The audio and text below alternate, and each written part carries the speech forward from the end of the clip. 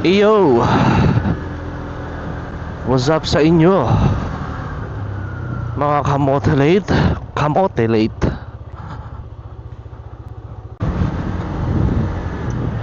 This is my last day in VTS training. Bale si VTS nagki-cater nga pala siya ng ng Tekla training. So ano nga ba yung Tekla, hindi ito si Super Tekla yung Tekla training yung wait lang, pag-usapan muna natin kung ano muna ang training ang kinuha ko. Intermediate steel training ang kinuha ko sa kanila. And more on detailing siya ng mga bolts and plates, ganon. Bale, kumuha. Hello, dog. Shoutout sa'yo, cutie dog. Dog. Bale, kumuha ako ng certification from using Tekla structure sa VTS, Vibram Technology Solutions. So sila lang yung nagki-cater ng na certification dito sa Pilipinas ng Tekla structure. So no choice kayo, sa kanila talaga kayo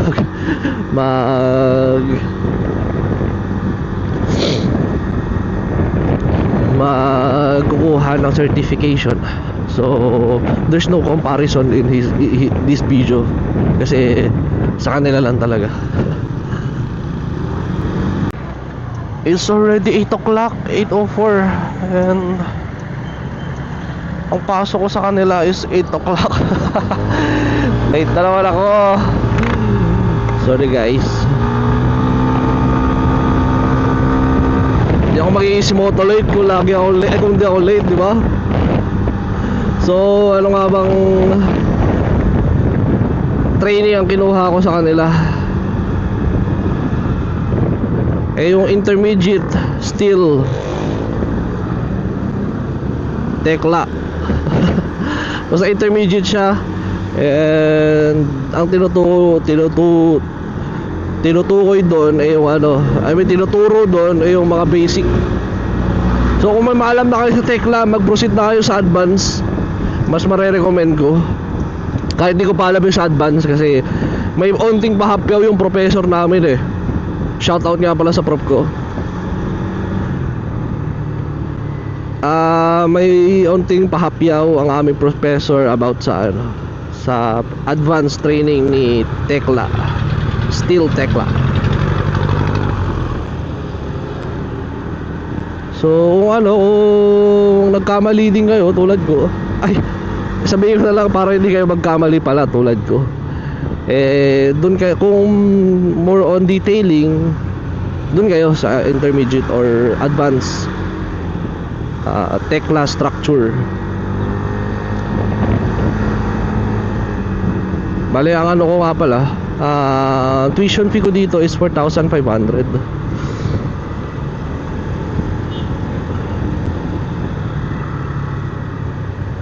So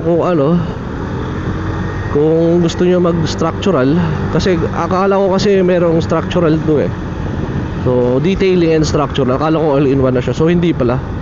Bale, merong another bayad na naman para sa structural. Pero mas mura si structural. And 3-day course lang siya.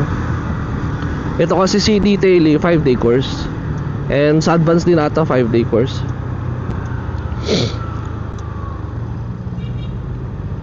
So nag-leave ako ngayon ng 5 araw. So kung isipin nyo na kung merong CPD units ba itong Tekla, wala. Wala daw siya as per ka-classmate ko. Pero i-verify ko mamaya. Baka mamaya pala, diba? Fake news. Okay na yun, sure. Pero yun nga, hindi daw.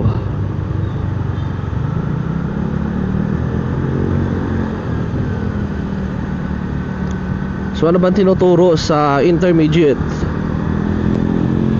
So yung ano, yung more on ano siya, basic siya. So pag-aaralan nyo talaga lahat ng basic, lahat ng command, lahat na buttons doon.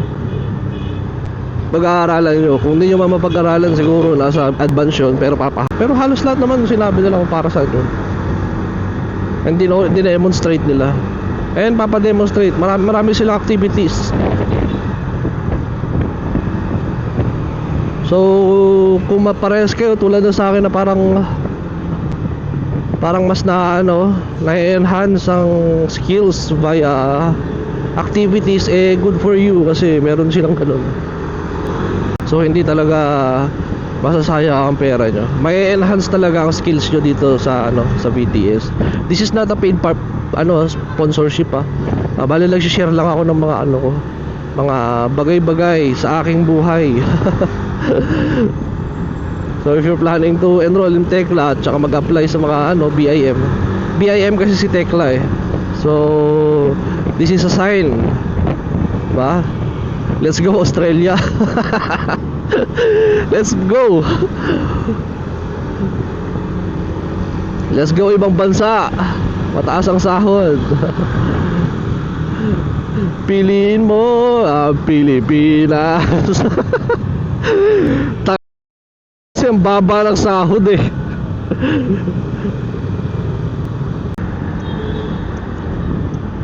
Piliin mo ang Pilipinas. Pilipinas grabe kasi dito sa Pilipinas, hindi sumasabay yung sahod sa inflation. So kung meron kayo pwede applyan dyan, mataas ang sahod. So sa mga tatanong dyan, ang camera pala na gamit ko is Ace Pro 2 ni Insta360. So this is an action camera. May vlog nga pala ako about sa action camera na to. Tingnan nyo na lang sa page ko. And my microphone is DJI Mic 2. So kung kayo, inspiring motovlogger kayo like me,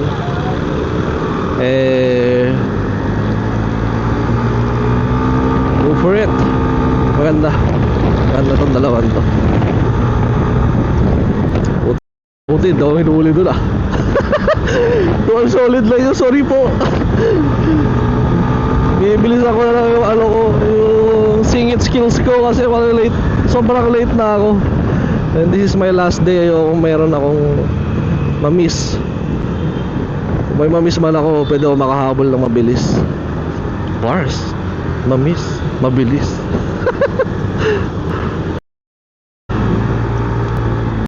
So dalawa pala yung certification niya.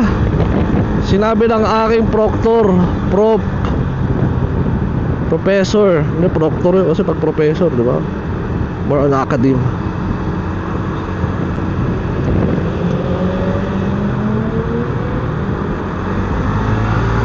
Ayun, dalawa daw. Ang unang certificate is yung completion ng Tekla. Buti malakas ang aking brake. Completion ng Tekla structure. Tsaka yung may exam kasi sila mamaya. And I will ace that exam, bro. I-basicin natin yung boss. May exam nga sila. Pag na-kompleto mo yun, tapos pag nakapasa ka, another certification. Pero hindi mo agad makukuha today kasi syempre checkan pa nila and everything. And siguro via email na lang or lalamove or pwede mong daanan sa kanila. Hindi natin alam. So kung magte-take kayo na ito, make sure na i-ace nyo ang exam. Pucha sa traffic, bro. 8:14 na. Nasa Katipunan pa lang ako. Bali ako pala, speaking of Katipunan, ang location pala na ito ay sa Camias Road, 61 Camias Road, Quezon City. May Facebook page sila, PM nyo muna. So kung gusto yung structural, PM nyo muna sa kanila kung ano talaga gusto nyo. Kasi yun yung pagkakamali ko. Hindi ko sila piniem at nagbida-bida ako ng intermediate ang aking kinuha kasi akala ko ay structural to.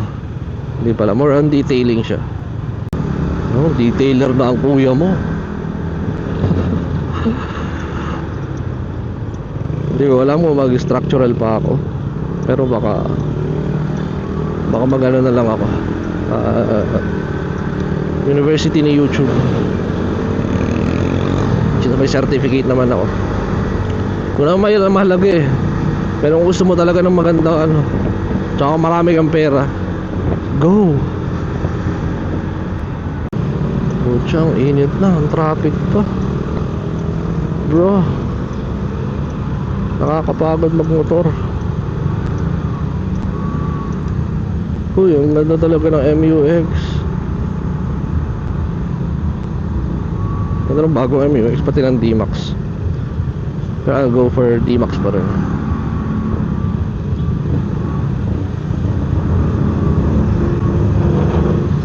So kung may papareview kayong D-Max, no? Sa akin yung pa-review. Kahit wala akong alam sa kotse.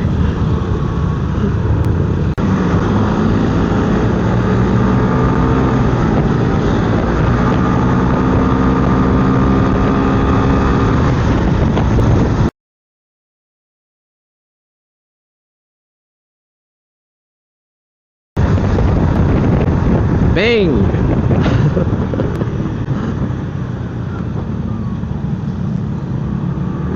Magaling yung Aerox. Galing sumingit-singit.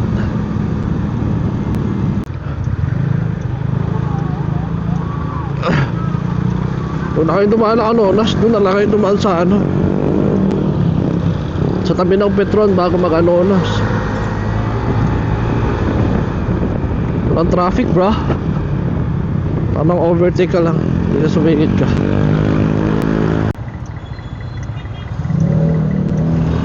Uy, itong kotse. Ang lupit mo. Galit si kuya mong ano eh. Ano bang kotse yan? Pucha, ano bang kotse yun? Rush ata yun, rush. Hindi ko alam. Ano, grabe mga ano dito, tricycle, nakakatakot ah.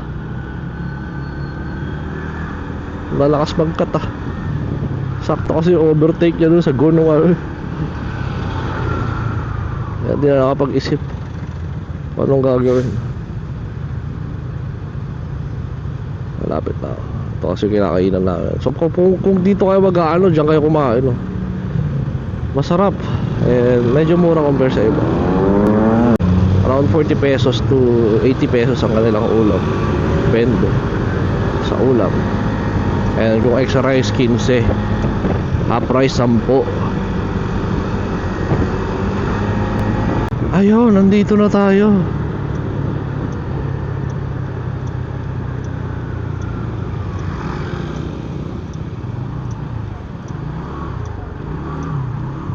Ayun, OOTD ang kuya mo.